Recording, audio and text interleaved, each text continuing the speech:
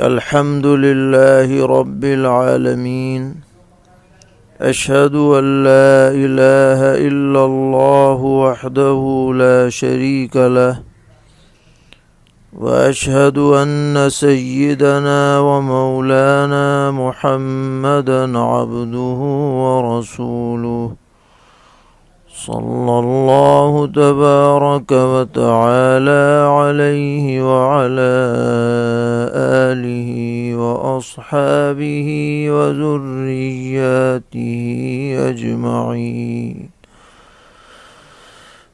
أما بعد فأعوذ بالله من الشيطان الرجيم بسم الله الرحمن الرحيم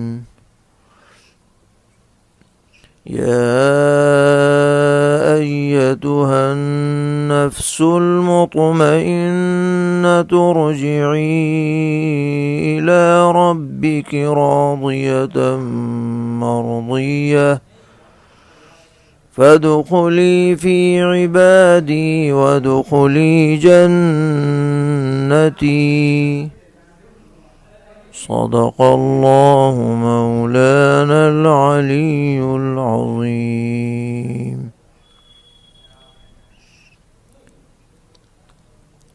معزز سامعین،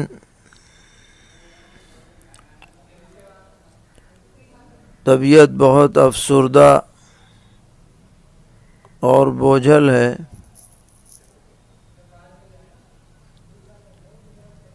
حضرت اقدس والد ماجد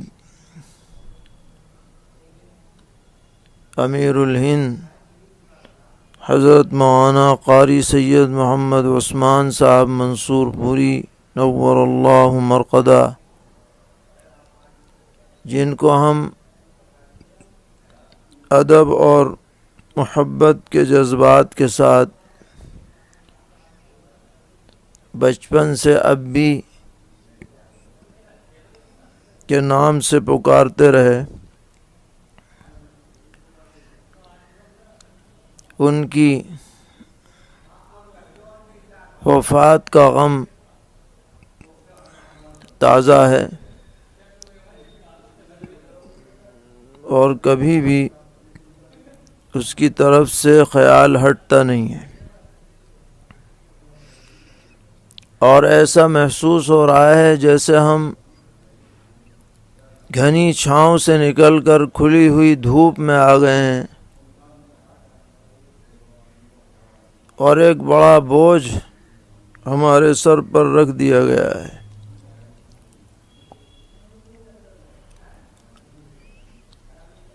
یہ سب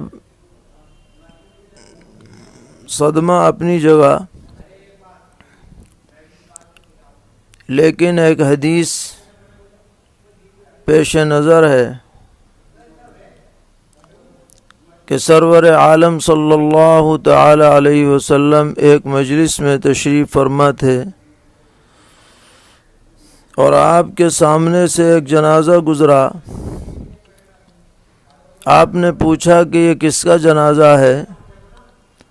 تو حاضرین نے عرض کیا کہ یہ فلاں قبیلے کے فلاں صاحب کا جنازہ ہے، اور ان کی صفت بیان کرتے ہوئے عرض کیا گیا کہ کان یحب اللہ ورسولہ ویعمل بطاعت اللہ ویسعی فیہا، کہ یہ شخص اللہ اور اس کے رسول صلی اللہ تعالی علیہ وسلم سے محبت کرتا تھا اور اللہ تبارک و تعالی کا اطاعت گزار تھا اور اس سلسلے میں پوری محنت کیا کرتا تھا. تو آپ نے جب یہ سنا تو ارشاد فرمایا کہ وجبت وجبت وجبت، کہ اس کے لیے تو جنت واجب ہو گئی. اور پھر فرمایا کہ انتم شہداء اللہ فی الارض، کہ تم اللہ کی طرف سے زمین پر گواہ ہو.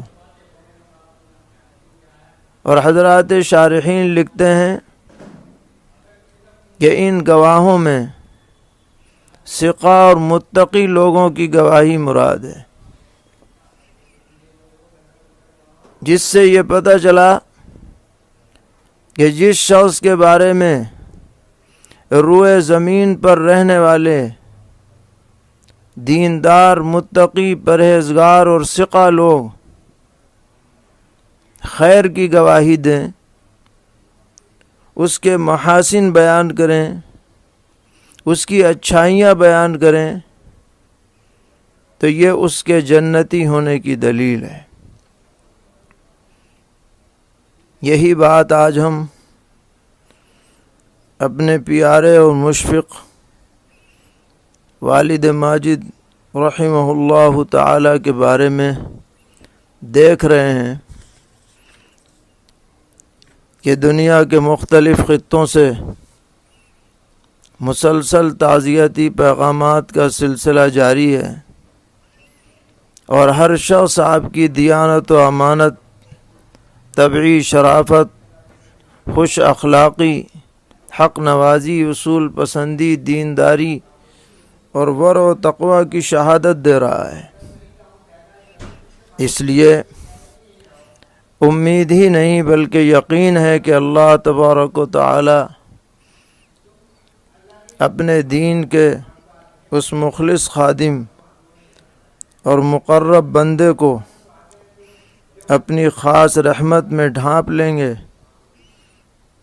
اور ان چیزوں میں سب سے افضل عطا فرمائیں گے جو وہ اپنے نیک بندوں کو عطا کرتے ہیں۔ اور اس بات کا بھی یقین کامل ہے کہ یہاں دنیا کی زندگی کے مقابلے میں آپ جہاں تشریف لے گئے ہیں وہاں 1000 گنا راحت اور آرام میں ہوں گے انشاءاللہ تبارک و تعالی۔ حضرت والد ماجد رحمہ اللہ تعالی نے بہت ہی صاف، شفاف اور روشن زندگی گزاری۔ جس طرح آپ کا ظاہری لباس صاف ستھرا اور داغ دھبوں سے پاک ہوتا تھا، اسی طرح آپ کا باطن بھی آئینے کی طرح شفاف تھا۔ عبادات ہوں، معاملات ہوں، معاشرت ہو، اخلاق ہو، ان تمام شعبوں میں آپ 100% سنت و شریعت کو ملحوظ رکھتے تھے، اور اگر اس کے خلاف کوئی بات نظر آتی تو سخت ناگواری اور ناراضگی ظاہر فرمایا کرتے تھے۔ طلبہ عزیز کے ساتھ آپ کی شفقت بے مثال تھی، خرد نوازی، دلداری، حوصلہ افزائی آپ کی رگ رگ میں بسی تھی۔ لوگ اس بات پر حیرت کیا کرتے تھے کہ دارالعلوم دیوبند میں سال کے اخیر میں طلباء کی انجمنوں کے جو اختتامی اجلاس ہوتے ہیں ان میں آپ تشریف لے جاتے اور اخیر وقت تک تشریف فرما رہتے تھے۔ بعض مرتبہ آسامی بنگالی طلباء کی انجمنیں ہوتی تھیں جس میں انہی زبانوں میں بیانات ہوتے تھے، لیکن آپ 1-1 بجے تک پوری متانت کے ساتھ، دلچسپی کے ساتھ ان طلباء کی حوصلہ افزائی کے لیے تشریف فرما رہتے تھے۔ اللہ تعالیٰ نے آپ کو قلب سلیم بھی عطا فرمایا اور ذوق سلیم سے بھی نوازا تھا۔ ہر چیز میں آپ کو نفاست اور عمدگی پسند تھی۔ کوئی بھی کام ترتیب کے خلاف ہو یہ آپ کو گوارا نہ تھا، یا بے سلیقگی کے ساتھ ہو تو یہ بھی آپ کو منظور نہ تھا۔ اگر ہم نے کوئی کاغذ غلط انداز میں موڑ دیا یا کوئی چادر بے ہنگم طور پر تہہ کر دی، اس پر بھی آپ ناراض ہوتے تھے اور تنبیہ فرمایا کرتے تھے اگر کاپی میں ورق نکالنا ہوتا اس میں سے، اسے بھی سلیقے کے ساتھ نکالتے تھے، اور یہی ہم لوگوں کی تربیت فرمایا کرتے تھے۔ عربی اور اردو تحریر نہایت شاندار، اس طرح کے ایک ایک لفظ واضح ہوتا تھا، کوئی بھی آدمی اسے پڑھ سکتا تھا، اس میں کوئی تکلف نہ ہوتا تھا۔ اللہ تبارک و تعالی نے بے شمار خصوصیات سے آپ کو مالا مال فرمایا تھا، ان سب کا احاطہ تو نہیں کیا جا سکتا، لیکن خود اپنی یاد دہانی کے لیے اور جو حضرات آپ سے تعلق اور محبت رکھتے ہیں ان کو متوجہ کرنے کے لیے چند صفات کا تذکرہ مناسب معلوم ہوتا ہے۔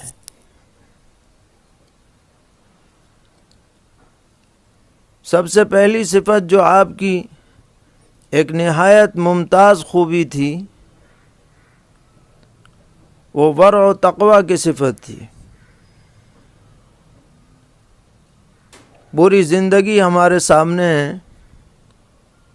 خلوت میں بھی اور جلوت میں بھی آپ ہر طرح کے گناہ سے بچنے کی پوری کوشش فرمایا کرتے تھے۔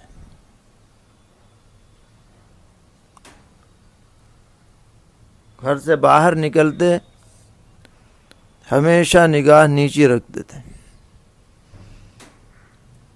راستے میں چلتے ہوئے یا سفر میں جاتے ہوئے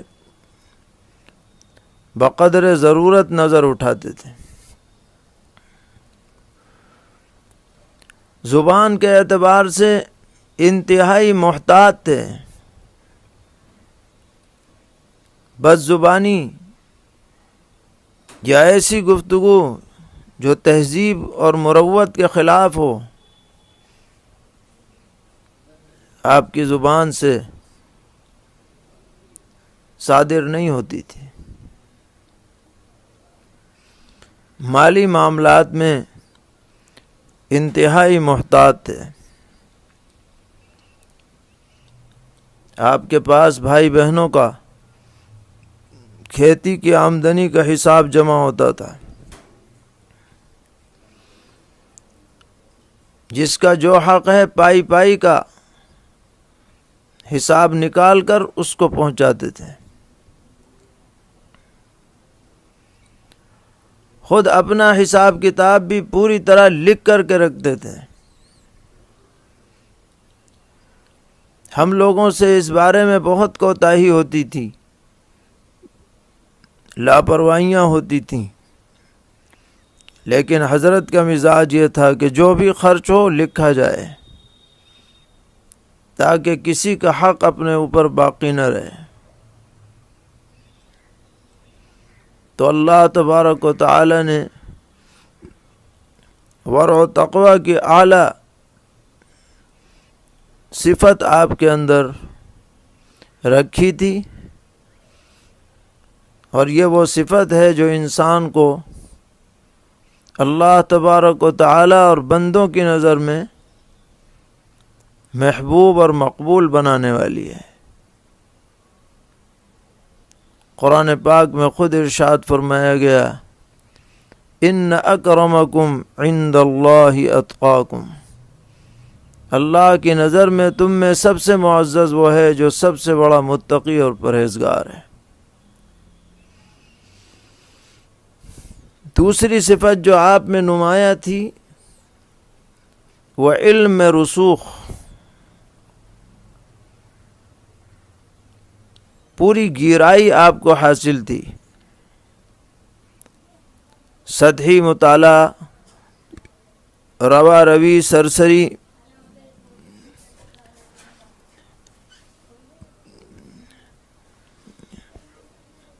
محض رسم پورا کرنے کے لیے آپ نہ کوئی کتاب پڑھتے تھے اور نہ کسی مضمون پر اس طرح روا روی والی نظر ڈالتے تھے، بلکہ آپ کا علم بڑا گہرا اور مستحکم تھا،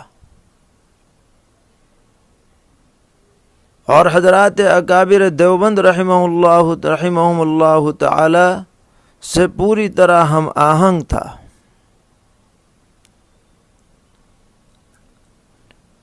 ہمیں بہت سی کتابیں آپ سے پڑھنے کا شرف حاصل ہوا۔ ابتدائی عربی کتابیں، علم الصرف، علم النحو، القراءۃ الواضحہ، پھر جب دیوبند میں آ گئے تو سلم العلوم، مقامات حریری، نور الانوار، مختصر المعانی، تفسیر بیضاوی، یہ سب کتابیں ہم نے پڑھیں۔ آپ کا درس عام فہم، فضولیات سے پاک، کتاب کو پوری طرح حل کر دینے والا ہوتا تھا۔ اسی طرح آپ کے جو عوامی بیانات ہوتے تھے وہ بھی خالصتاً قرآن و حدیث کی روشنی میں ہوتے تھے، جن میں نہ کوئی فضول واقعات ہوتے تھے، نہ لطیفہ گوئی ہوتی تھی، بلکہ صرف قرآن و حدیث کے مضامین دل نشین انداز میں آپ پیش فرمایا کرتے تھے۔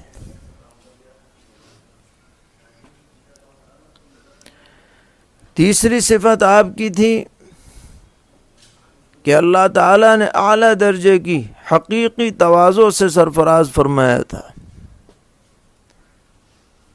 آپ کی چال ڈھال، نشست برخاست، گفتگو، ہر چیز سے یہ صفت جھلکتی تھی۔ پھر لوگوں کے ساتھ آپ کا کردار، برتاؤ، اس میں بھی متواضعانہ شان نظر آتی تھی۔ جلسوں اور پروگراموں میں آپ تشریف لے جاتے تو جیسا جلسے والے ترتیب بناتے اسی کے موافق آپ بیان فرماتے تھے۔ اکثر آپ ہی کے بیان پر دعا ہوتی تھی، آپ پوری بشاشت کے ساتھ انتظار فرماتے تھے۔ اور اس درمیان اگر کوئی بستی اور گاؤں کا آدمی اصرار کرتا کہ حضرت میرے یہاں کچھ دیر کے لیے تشریف لے چلیں، تو آپ اس کی دلداری کے لیے اس کے گھر بھی تشریف لے جاتے تھے، جس سے لوگوں کی خوشی کا کوئی ٹھکانہ نہیں رہتا تھا، اور آپ کی محبت اور انسیت ان کے دلوں کے اندر پیدا ہو جاتی تھی۔ دسیوں ایسے واقعات ہیں کہ کوردہ دیہاتوں میں آپ تشریف لے گئے اور ایک معمولی آدمی کی دعوت پر چلے گئے، اور معمولی جلسوں میں تشریف لے گئے جہاں 10 20 15 آدمی سننے کو موجود تھے، لیکن آپ پوری بشاشت کے ساتھ وہاں تشریف لے جاتے اور بیانات فرماتے تھے۔ یہ آپ کے تواضع کی کھلی ہوئی دلیل ہے۔ آپ کی چوتھی صفت حق نوازی۔ جہاں آپ ذاتی معاملات میں بہت زیادہ نرم اور شفیق اور مہربان واقع ہوئے تھے، وہاں دینی غیرت کے مقابلے میں آپ کے غصے کی کوئی تاب نہیں لا سکتا تھا۔ حق کے خلاف کوئی بات ہو، اہل سنت والجماعت کے نظریات کے خلاف کوئی تحریک ہو، کوئی گناہ کا کام ہو، کوئی بدعملی ہو، آپ کو ایسا جلال آتا تھا کہ سامنے والا اس کا تحمل نہیں کر سکتا تھا۔ شروع سے لے کے آخر تک قدم قدم پر اس کے نمونے دیکھنے میں آئے۔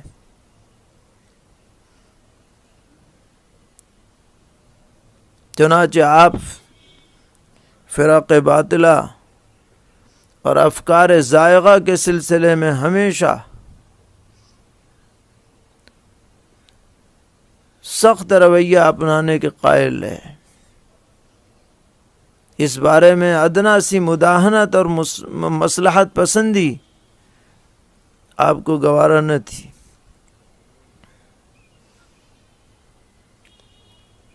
چاہے وہ تحفظ ختم نبوت کا معاملہ ہو یا دفاع صحابہ کا معاملہ ہو، آپ نے کسی بھی برائی کی کوئی پرواہ نہیں کی، اور جو حق بات تھی اس کو ڈنکے کی چوٹ پر کہا،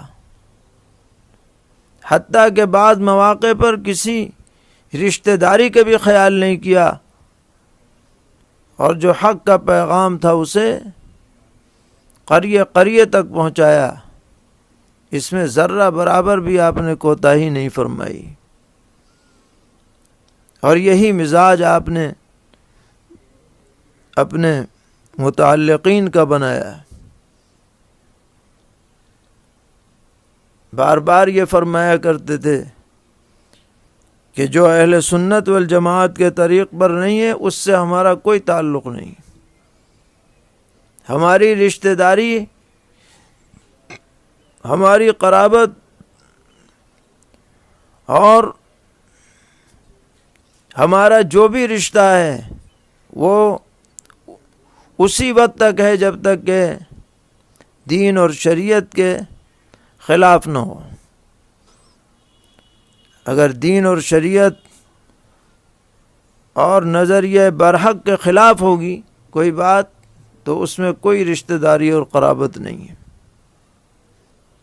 یہ آپ کی زندگی کا بہت ہی روشن باب ہے۔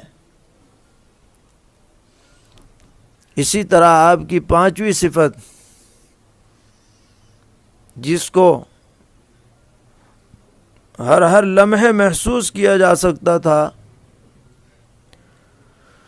وہ سرور عالم حضرت محمد مصطفیٰ صلی اللہ تعالی علیہ وسلم سے سچی اور دلی محبت تھی، عجیب و غریب انداز کی۔ چنانچہ جب آپ بیان فرماتے یا درس دیتے اور درمیان میں نبی اکرم صلی اللہ تعالی علیہ وسلم کا نام نامی اس میں گرامی آتا، تو آپ دل کی گہرائیوں سے رسول اللہ صلی اللہ تعالی علیہ وسلم 10 مرتبہ بھی آتا تو پورا نام لیتے تھے، اور ہر مرتبہ یہ محسوس ہوتا تھا کہ دل کی عمیق گہرائیوں سے محبت کے جذبات کے ساتھ یہ نام نکل رہا ہے۔ اور ہم نے یہ بھی سنا اور دیکھا کہ اکثر بیان کے آخر میں جب دعا فرماتے تو دعا کا اختتام اس جملے پر ہوتا تھا، اللہم اجمع بیننا و بینہ کما آمنا به ولم نرہ ولا تفرق بیننا و بینہ حتی تدخلنا مدخلہ، جس کا ترجمہ یہ ہے کہ اللہ، ہم نے نبی اکرم علیہ الصلاۃ والسلام کو اپنی آنکھوں سے دنیا میں تو نہیں دیکھا ہے، لیکن آپ ہمیں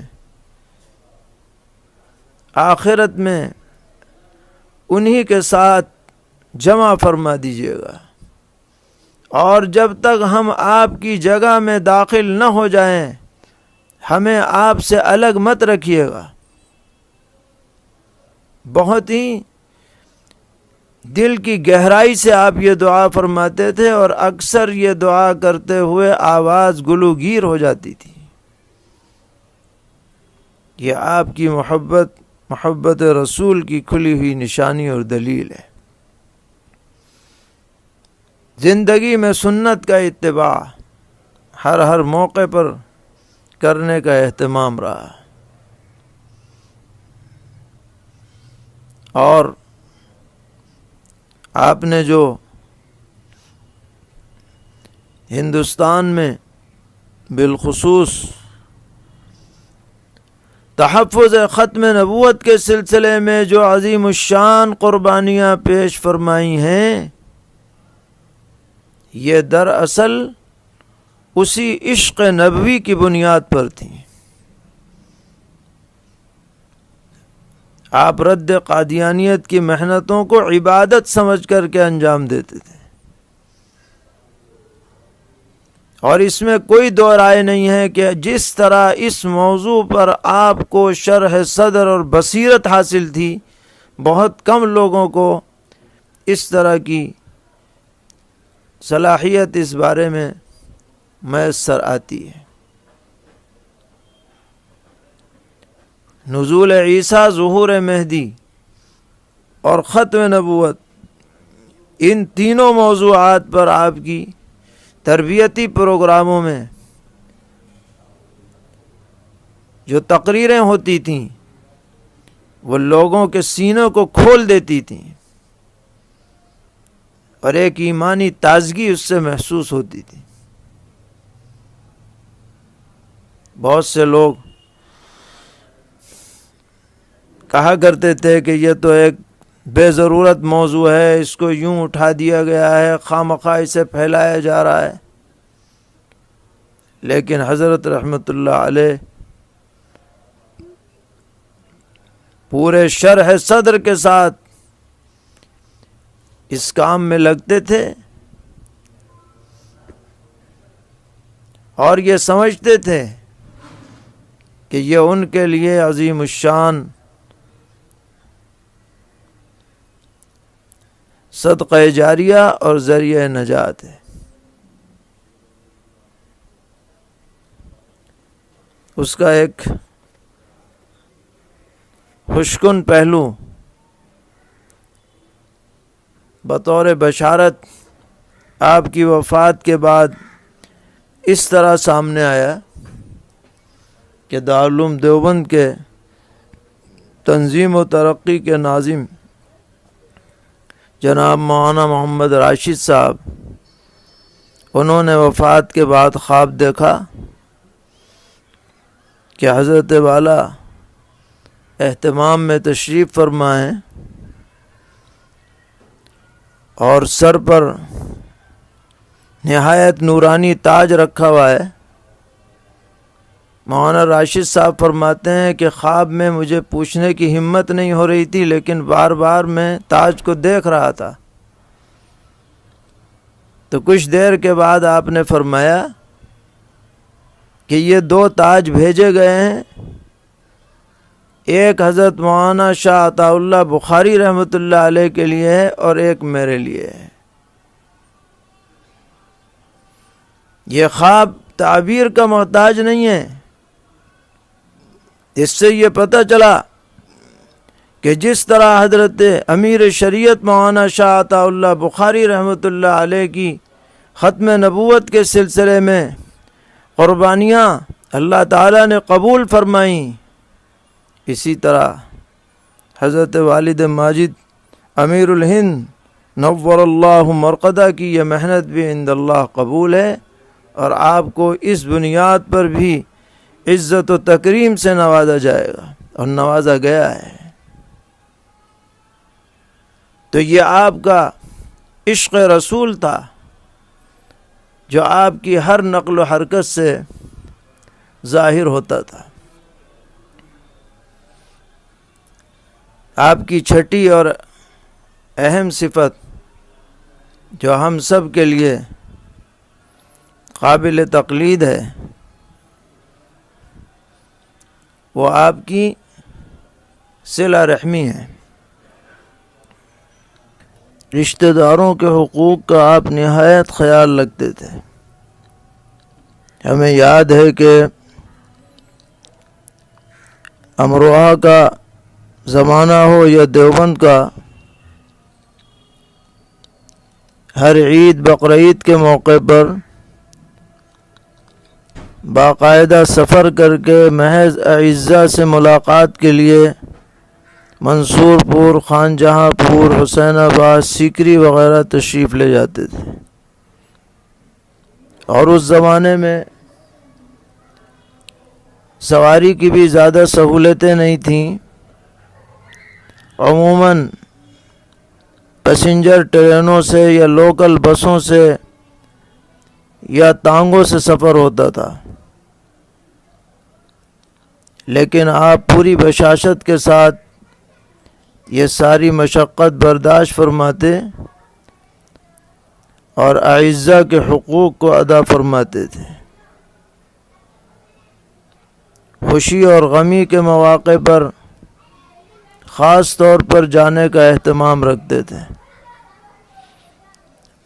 اور اگر کوئی ضرورت مند ہو اعزاء میں سے تو جس طرح بھی ہو سکتا تھا اس کا تعاون کرنے میں دریغ نہیں فرماتے تھے۔ یہ بھی آپ کی زندگی کا ایک روشن باب ہے۔ ساتویں صفت جو آپ کی ہم جیسے دنیا داروں کے لیے بہت ہی زیادہ قابل عبرت ہے کہ آپ کا دل دنیا داری سے بالکل پاک تھا، نہ تو نام و نمود کی نمائش کی کبھی خواہش ہوئی اور نہ آئندہ کے لیے کوئی پلاننگ آپ نے ظاہر فرمائی۔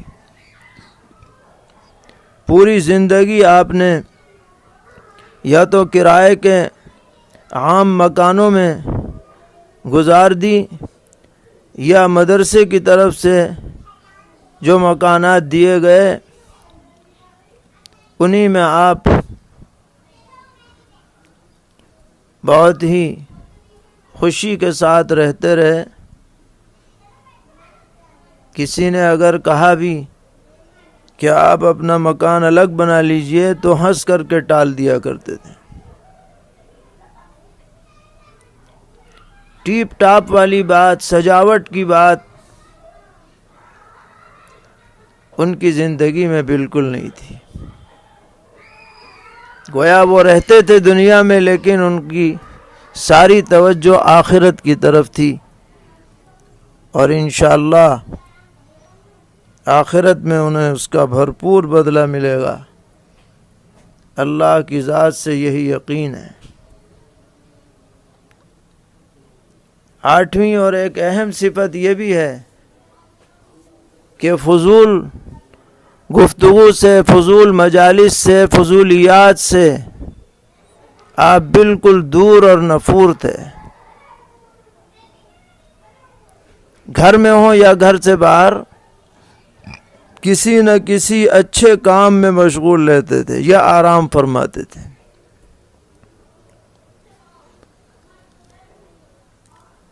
بہت مرتبہ سفر میں دیکھا کہ آرام کا تقاضا ہوا تو آرام، ورنہ تو یا تو کتاب کا مطالعہ ورنہ قرآن پاک کی تلاوت۔ بقدر ضرورت گفتگو فرماتے تھے، خواہ مخواہ کی ادھر ادھر کی گفتگو کسی کے ساتھ بھی نہیں سنی گئی۔ یہ صفت ہم جیسے لوگوں کے لیے بہت زیادہ عبرت اور نصیحت کے قابل ہے کہ اگر ہم اپنا جائزہ لیں تو زندگی کا بڑا حصہ فضولیات میں گزر جاتا ہے۔ حالانکہ نبی اکرم علیہ الصلاۃ والسلام نے فرمایا من حسن اسلام المرء ترکہ ما لا یعنیہ، کہ اچھے مسلمان ہونے کی علامت یہ ہے کہ آدمی لا یعنی باتوں کو چھوڑ دے۔ یہ صفت ہم نے اپنے محسن اور مشفق والد ماجد حضرت ابی رحمہ اللہ تعالی میں پوری طرح محسوس کی۔ آپ کی نویں صفت حسن انتظام، جو بھی انتظامی ذمہ داری آپ کو دی گئی آپ نے اسے بخوبی نبھایا اور حسن و خوبی کے ساتھ تمام مفوضہ امور انجام دیے۔ چاہے دارالعلوم دیوبند میں نظامت دارالاقامہ ہو یا نیابت اہتمام ہو یا اخیر میں معاون اہتمام کی ذمہ داری ہو، جن لوگوں کا سابقہ پڑا ہے اور جنہوں نے خود اپنی آنکھوں سے مشاہدہ کیا ہے، وہ یہ گواہی دیں گے کہ اللہ تعالیٰ نے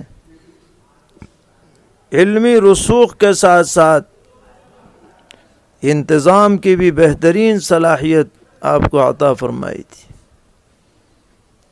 جمعیت علماء ہند کی صدارت میں بھی یہ صفت آپ کی ابھر کر سامنے آتی تھی۔ جمعیت کے کاموں میں بھی آپ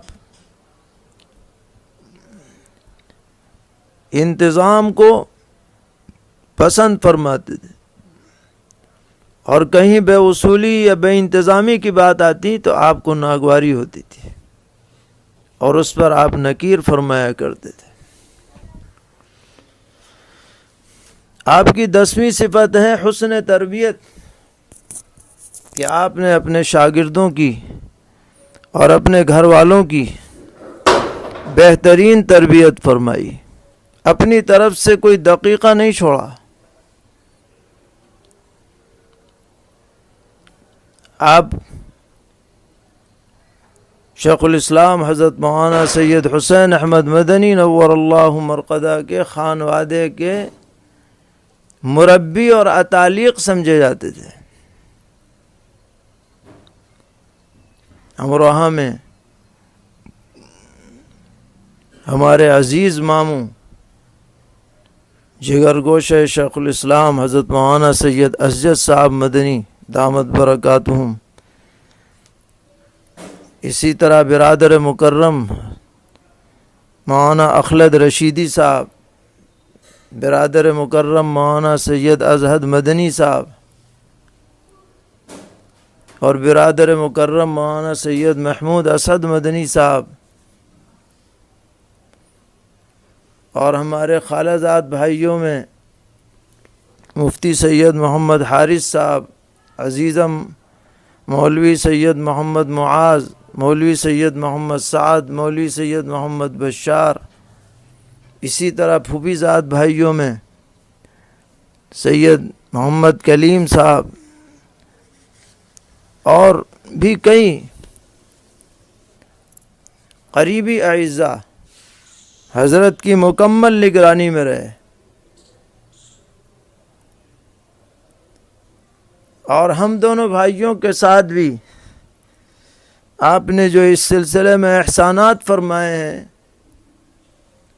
ہر وقت دل سے یہی دعا ہے کہ اللہ تعالیٰ ان احسانات کا بھرپور بدلہ آپ کو عطا فرمائے اور آپ کے درجات بلند سے بلند تر فرمائے۔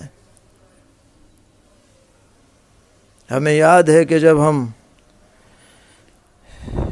تدریب الافتاء سے فراغت کے بعد حضرت مولانا سید رشید الدین صاحب حمیدی رحمۃ اللہ علیہ کی خواہش پر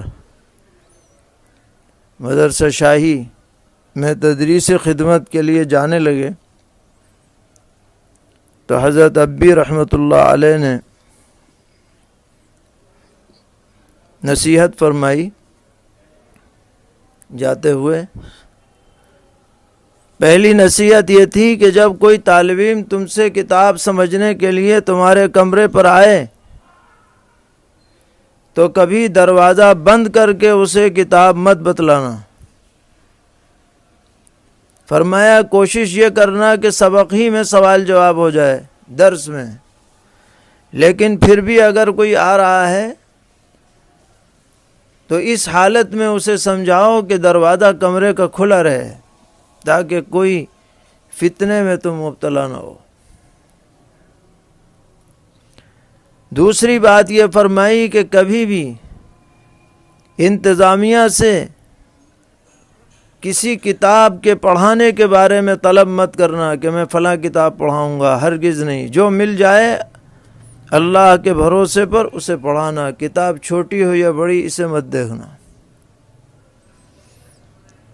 تیسری بات یہ فرمائی کہ کبھی یہ درخواست مت کرنا کہ تمہاری تنخواہ بڑھائی جائے، ہرگز نہیں، بلکہ جو مدرسہ تنخواہ دے اسے شکر کے ساتھ قبول کرنا اور یہ سمجھنا کہ یہ اللہ تعالیٰ کا فضل ہے، ہماری محنت اس کے مقابلے میں کچھ نہیں۔ اور چوتھی بات یہ فرمائی کہ کبھی بھی انتظامی معاملات میں از خود دخل مت دینا۔ ہاں، اگر کوئی منتظم تم سے مشورہ لینا چاہے تو خوش اسلوبی کے ساتھ مشورہ دینا، مگر اس پر اصرار مت کرنا۔ قبول کر لیا جائے تو فبیہا، نہ قبول کر لے تو بھی کوئی بات نہیں۔ یہ چاروں نصیحتیں فرما کر آپ نے روانہ فرمایا، اور حضرت کی ان روشن نصیحتوں پر اللہ تعالیٰ نے عمل کی توفیق بھی عطا فرمائی، جس کی وجہ سے ہزاروں فتنوں سے اللہ تعالیٰ نے محفوظ رکھا۔ اور پھر یہ نہیں کہ ہم مراد آباد چلے گئے یا عزیزم مفتی محمد عفان سلمہ امروہہ چلے گئے تو آپ بے فکر ہو جائیں، بلکہ آپ وہاں بھی ہماری نگرانی فرماتے رہیں۔ ہم کہاں آ رہے ہیں، کہاں جا رہے ہیں، کس طرح کے جلسوں میں شریک ہو رہے ہیں، کیا ہماری سرگرمیاں ہیں، ساری تفصیلات کے بارے میں آپ علم رکھتے تھے۔ اور ہماری طرف سے کوئی کوتاہی ہوتی تھی تو اس پر ناراضگی ظاہر فرماتے تھے، تنبیہ فرماتے تھے، بعض مرتبہ تو بہت سخت تنبیہات فرمائیں، اور خود ہم سے بھی یہ کہتے تھے کہ اپنے بچوں کے ساتھ تنبیہ کا معاملہ برقرار رکھو۔ بار بار یہ حدیث سناتے تھے کہ حدیث میں ہے لا ترفع عنہم عصاک ابدا، یعنی ان کو اپنے حال پر مت چھوڑو بلکہ نگرانی رکھو۔ یہی ایک محسن اور مربی کی صفت ہے۔ افسوس ہے کہ ایسا عظیم محسن، مشفق اور مربی اب ہمارے سروں پر نہیں ہے۔ ہماری دعا ہے کہ اللہ تعالیٰ ان کے احسانات کا اعلیٰ سے اعلیٰ بدلہ انہیں عطا فرمائے، ان کے درجات بے حد بلند فرمائے، حضرات انبیاء، صدیقین، شہداء اور صالحین کے ساتھ ان کا حشر فرمائے، نبی اکرم علیہ الصلاۃ والسلام کی رفاقت و معیت نصیب فرمائے، اور ہمارا حشر بھی انہی کے ساتھ فرمائے۔ تمام سامعین سے بھی گزارش ہے کہ حضرت کے لیے دعائے خیر اور ایصال ثواب کا سلسلہ جاری رکھیں، ساتھ میں ہم اور ہمارے سب اہل خانہ، بالخصوص برادر عزیز مولانا مفتی محمد عفان سلمہ اور والدہ محترمہ اور عزیزہ ہمشیرہ، وہ سب ان حضرات کا شکریہ ادا کرتے ہیں جنہوں نے ملک بیرون ملک سے حضرت ابی رحمۃ اللہ علیہ کے لیے تعزیت اور ایصال ثواب کا اہتمام فرمایا۔ اللہ تعالیٰ ان سب کو جزائے خیر عطا فرمائیں۔